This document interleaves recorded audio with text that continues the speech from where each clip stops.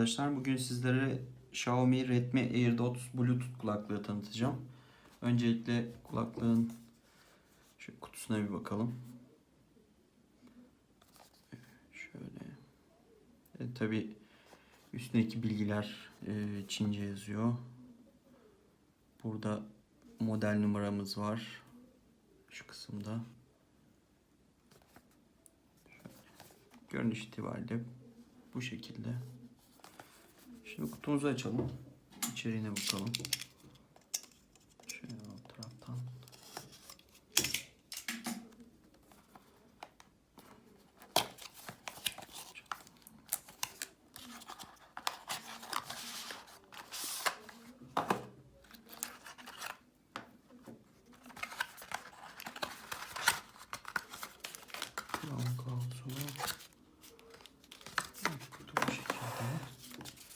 İçinden yine bir kullanım kılavuzu çıkıyor. Nasıl bağlantı yapacağınıza dair. Ama bu tabi Çince olarak basılmış.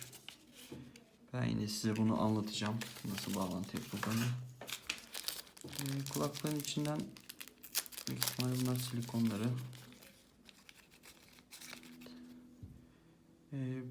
Kulağınız için uygun boyutta silikonları mevcut. Tabi bunlar büyük ihtimalle small, medium, large şeklinde ve kulaklığın üzerinde de büyük ihtimalle medium olan versiyonu var. Kulaklık şu şekilde. USB mikro girişi var şarj için. Şurada model bilgileri yazıyor yine.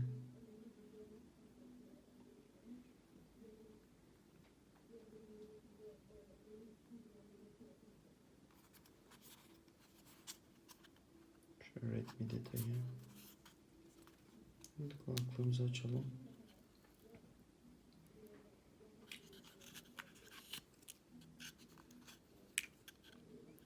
Şunlar şarj için bağlantı noktaları. Kulaklığımız güzel, hafif, avuca sığacak kadar küçük. Şu kulaklığımıza bakalım. Jelatinle yapmışlar. Ve mat bir yüzeyi var, hoş. Böyle basabiliyorsunuz. Burada da aynı şekilde. Şöyle. Tabii ki şarj bağlantılarında da bir etiket var.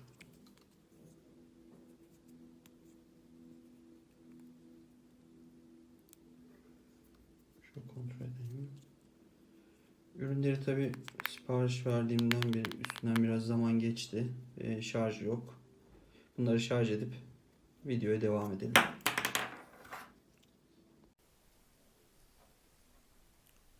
Evet arkadaşlar, ürünümüzü şarj ettik. Şimdi videoya devam edelim.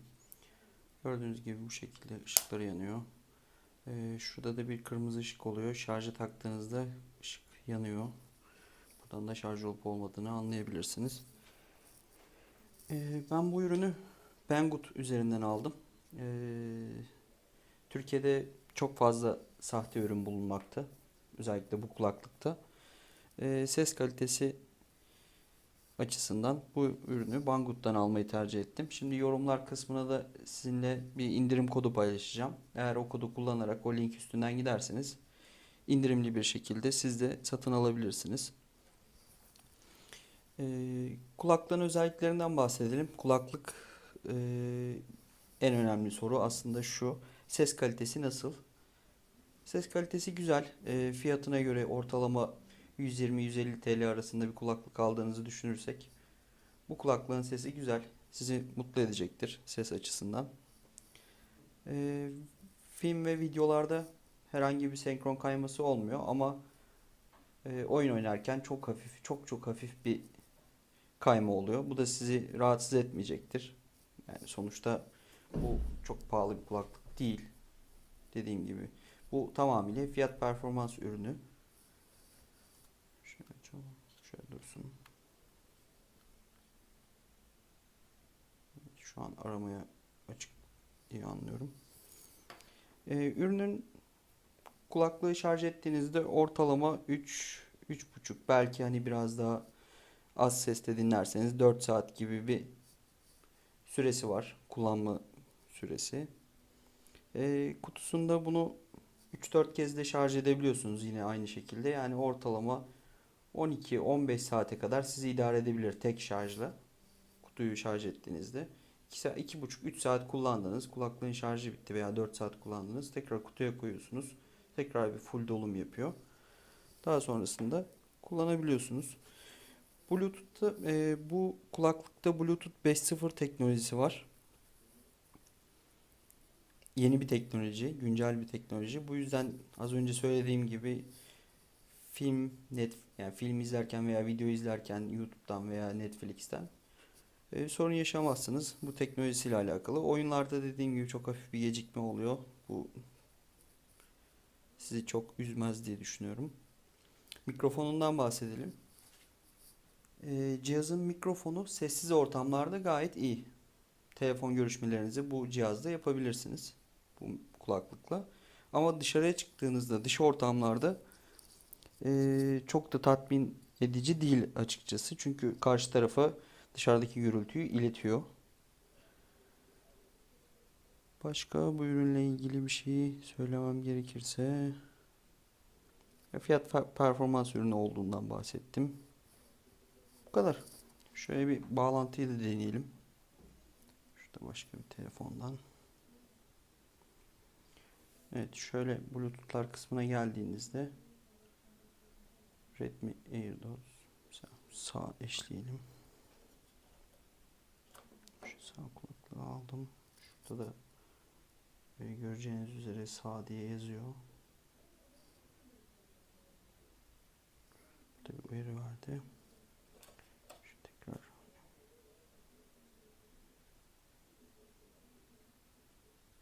şu an eşleştiriyor.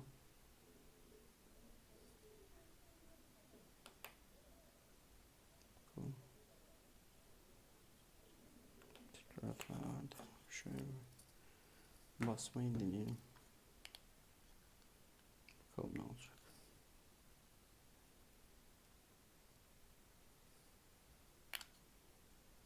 Şöyle sol tarafı eşleyelim.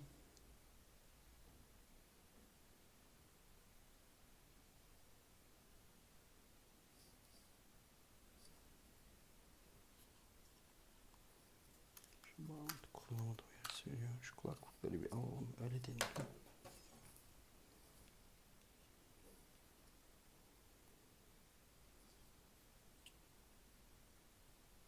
Sağ taraf.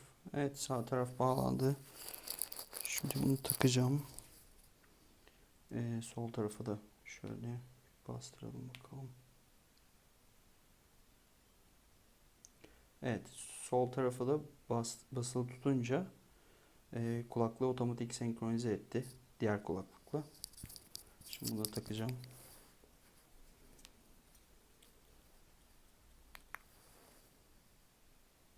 Evet, kulaklık algılıyor. Şimdi sesi deneyelim.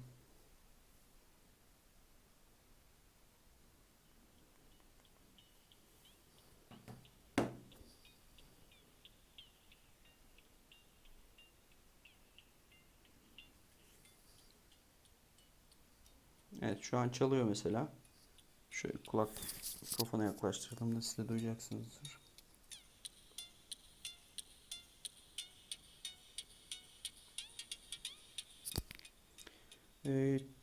Kulaklığın sesi gayet güzel.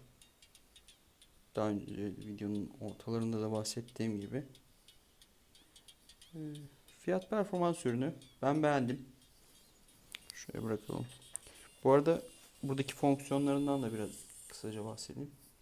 Bastığınızda müzik duruyor.